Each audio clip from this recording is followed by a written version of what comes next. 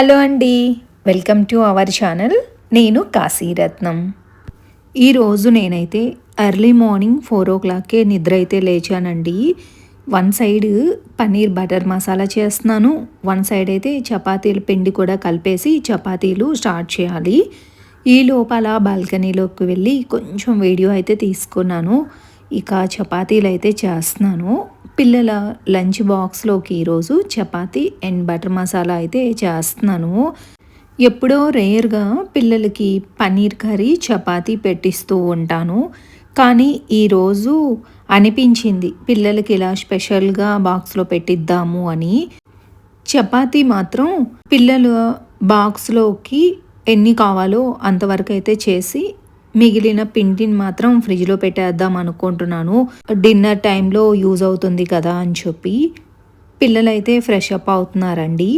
ఈలోపు నేను వాళ్ళ బాక్సెస్ కూడా రెడీ చేశాను. పిల్లలు కూడా స్కూల్కి వెళ్ళిన తర్వాత వీడియో స్టార్ట్ చేస్తున్నాను. ఈరోజు ఫస్ట్ బెడ్రూమ్స్ డస్టింగ్ వరకు కంప్లీట్ చేసుకున్నాను. నెక్స్ట్ వచ్చేసి కిచెన్లోకి వచ్చాను. నాకు ఇదైతే కాఫీ టైం అన్నమాట. రిలాక్స్డ్గా ఒక 10 minutes కూర్చొని కాఫీని ఎంజాయ్ చేసిన తర్వాత మళ్ళీ పనులు స్టార్ట్ చేసుకుంటాను. ఈరోజు కొంచెం వర్క్ ఉంది నాకు ఇంట్లోనే, అందుకని చెప్పి ఫస్ట్ బెడ్రూమ్స్లో డస్టింగ్ వరకు కంప్లీట్ చేసుకొని వచ్చాను. అంతకంటే ముందు పిల్లలు స్కూల్కి వెళ్ళిన తర్వాత వెంటనే నేను చేసిన వర్క్ ఏంటంటే గిన్నెలు చాలా ఉన్నాయని చెప్పి డిష్ వాషర్లో అయితే నింపేసి వచ్చాను. చేతో కడగాల్సినవి అయితే మాత్రం షింక్లో పెట్టాను. వాటిల్లో కూడా వాటర్ అది నింపి పెడుతున్నాను అనమాట. సో దట్ మనము వాష్ చేయడానికి ఈజీగా ఉంటుంది కదా అని చెప్పి. ఈలోపు పాలు కూడా ఆల్రెడీ ముందు రోజు నైట్ ఏంటంటే కాచి ఫ్రిడ్జ్లో పెట్టున్నాను. అవే మిల్క్ వేడి చేసుకుంటున్నాను అనమాట. ఈరోజు 4 o'clockకే లేచాను. వెంటనే పనులు కూడా స్టార్ట్ చేశానండి. పన్నీర్ బటర్ మసాలా కొంచెం టైం టేకింగ్. నార్మల్గా వంటలు చేసామనుకోండి 2-3 కర్రీస్ ఈజీగా చేసేయచ్చు. పప్పు పెట్టొచ్చు, ఫ్రై పెట్టొచ్చు, రసం చేసేయచ్చు. బట్ పన్నీర్ బటర్ మసాలా ఏంటంటే కొంచెం టైం తీసుకుంటుంది. అందుకనే 4ంటికి అయితే లేచాను. ఒక 10 minutes రిలాక్స్ అయ్యి వచ్చాను. కాఫీ తాగిన తర్వాత గిన్నెలు కూడా వాష్ చేసేస్తున్నాను. ఈ చేతో కడగాల్సినవి కడిగేసి కౌంటర్ టాప్ అంతా క్లీన్ చేసేసుకుంటాను. అలాగే గ్యాస్ స్టవ్ కూడా క్లీన్ చేసుకుంటాను.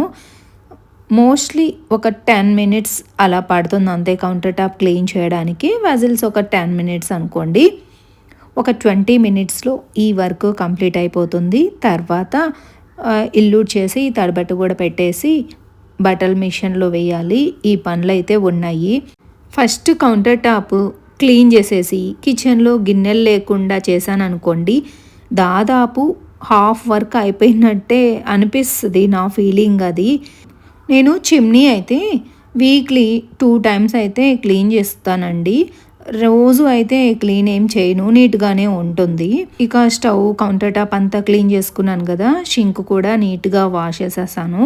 ఎక్కడ తడి లేకుండా నీట్గా డ్రై చేసేస్తున్నాను అనమాట. డ్రై చేసి ఫ్యాన్ వేసి పెట్టాను అనుకోండి, ఎక్కడైనా వెట్ ఉన్నా ఆరిపోతుంది. తడి క్లాత్తో తుడిచాను కాబట్టి వెంటనే టిష్యూతో కూడా క్లీన్ చేసామనుకోండి, అలా షైనీగా మెరిసిపోతుంది కిచెన్.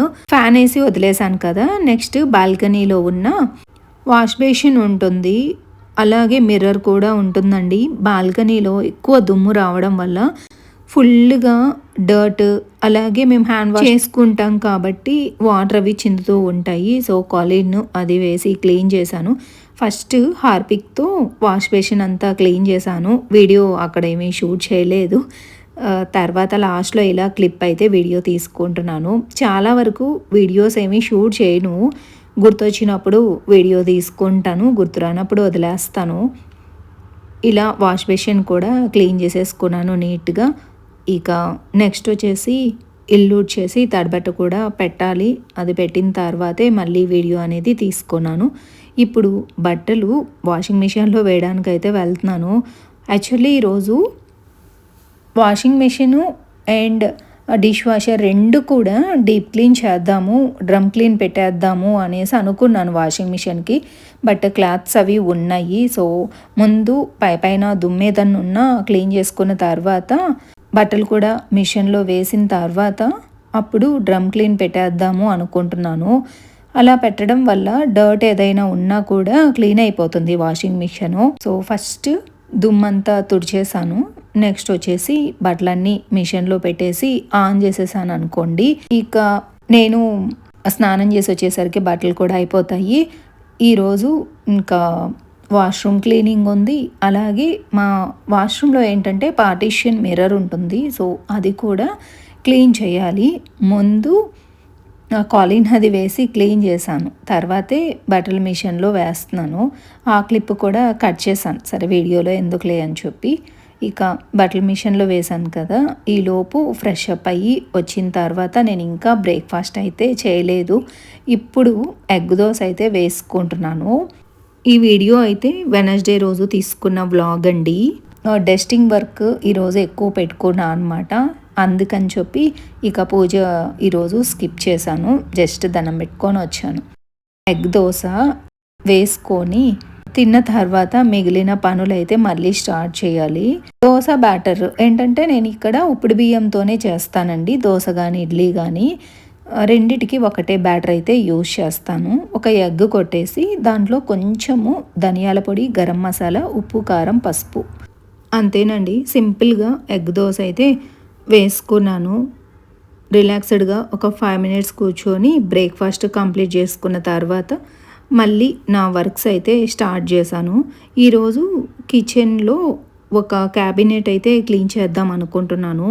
యాక్చువల్లీ ఇది ఉగాదికి 1 వీక్ ముందే కిచెన్ అంతా కూడా డీప్ క్లీన్ చేసుకున్నాను. కానీ ఈ స్పాచులాస్ అవన్నీ ఏంటంటే అటు ఇటు సర్దేటప్పుడు నీట్గా ఉండవు. సో అందుకని ఒక 10 డేస్కో 15 డేస్కో ఎప్పుడు గుర్తొస్తే అప్పుడు నేను అలా క్లీన్ చేసుకుంటూనే ఉంటాను.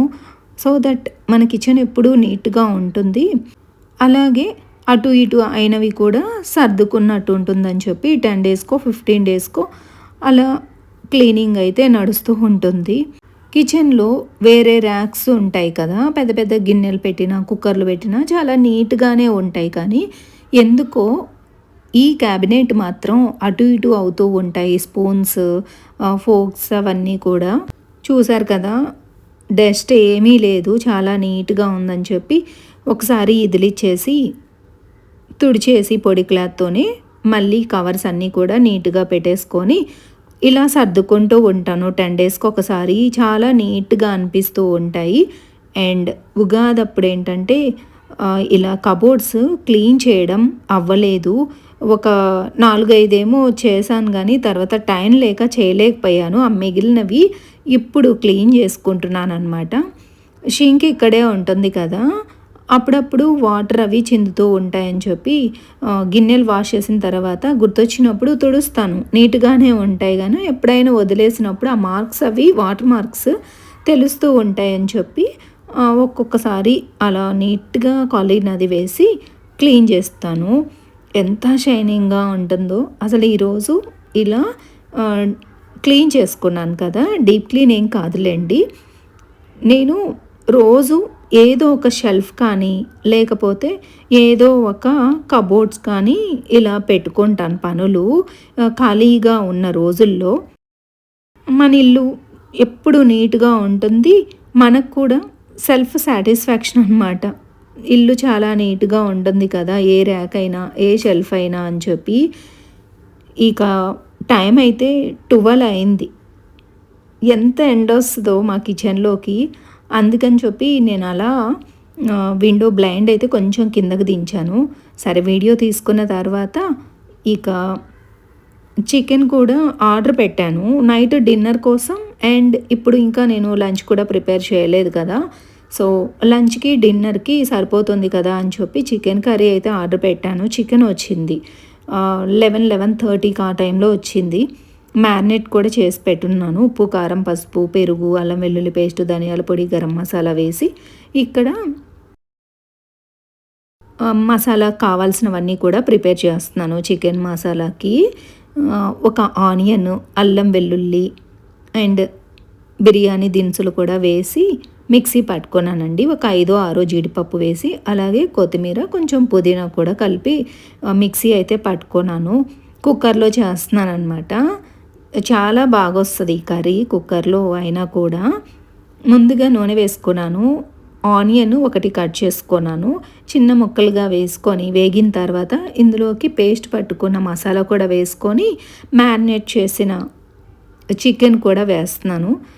అండ్ మ్యారినేట్ చేసేటప్పుడే కంప్లీట్‌గా కారం, ఉప్పు సరిపడా వేసుకోలేదనమాట. అందుకని పేస్ట్ వేసినప్పుడు కూడా కొంచెం గరం మసాలా, అలాగే ఉప్పు, కారం, పసుపు కూడా యాడ్ చేసుకున్నాను. అల్లం వెల్లుల్లి పేస్ట్‌తో పాటే పట్టి పెట్టుకున్నాం కాబట్టి విడిగా వేయాల్సిన అవసరం ఏం లేదు. చాలా సింపుల్‌గా బట్ చాలా టేస్టీగా ఉంటుంది. నేను బిర్యానీస్ చేసినా లేకపోతే మన ఇంటికి ఎవరైనా గెస్ట్‌లు వచ్చినా ఇలా ప్రిపేర్ చేస్తాననమాట.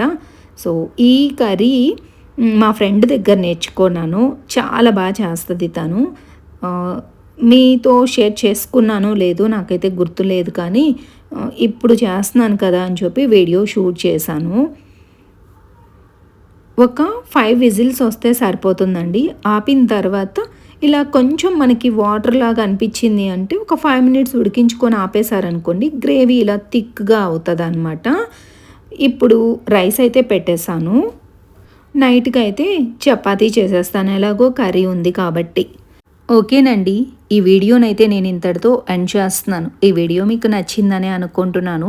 నచ్చితే please like, share, comment and don't forget to subscribe. Take care. Bye.